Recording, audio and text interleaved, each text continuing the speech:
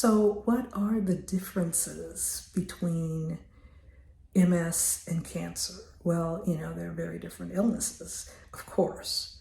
Um, but from an experiential point of view, neurologists and oncologists are very different people.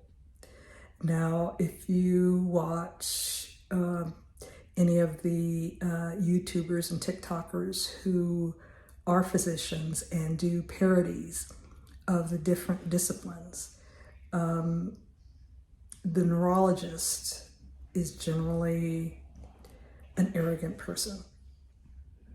And of course, those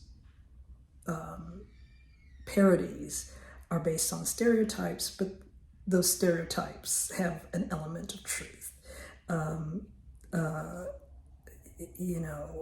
If you're looking for a doctor with a good bedside manner, generally you're not talking about a neurologist. Oncologists, I think because of the nature of the illness that they deal with, and that the illness can be life-limiting, that they tend to be kind of gentler people. Now, I'm saying this, and I'm offering this caveat. I'm saying this because I have seen countless neurologists and only a few oncologists. So maybe I will change that as time goes on. But those are my thoughts for right now, and I'm sticking to it. And the major difference as far as an experience of illness that I see between cancer and MS is that cancer is a lot less subjective, that there are definite tests and definite procedures to find out if you have cancer. MS is a diagnosis of exclusion. So yes, there are certain things that you expect to see. You expect to see, an abnormal MRI. You expect to see an abnormal lumbar puncture if you have one. But there is no MS test. And so you rely a lot more on the perceptions of your medical team than you do with cancer. With cancer, it's pretty cut and dry. You either have it or you don't. I haven't had to prove to anybody that I have cancer.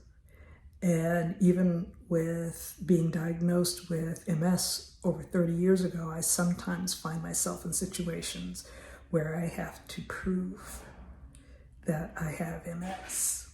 But most important, I think, similarity between the two experiences of cancer and multiple sclerosis is the fact that I cannot absolve myself of responsibility for my medical care, that I have to be in charge of the care I get and the resources that I seek out.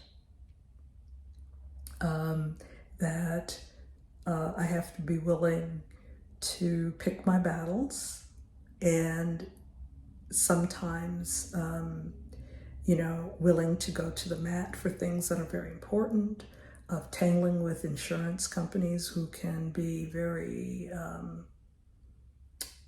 inhumane in how they treat their customers, and also in making sure I get what I need medically. At the end of the day, I am responsible for me. So, I am responsible for asking questions and, why is this being done? Or why isn't this being done? And when will this be done? And it's getting close to time for me to ask the when. When is chemo going to start?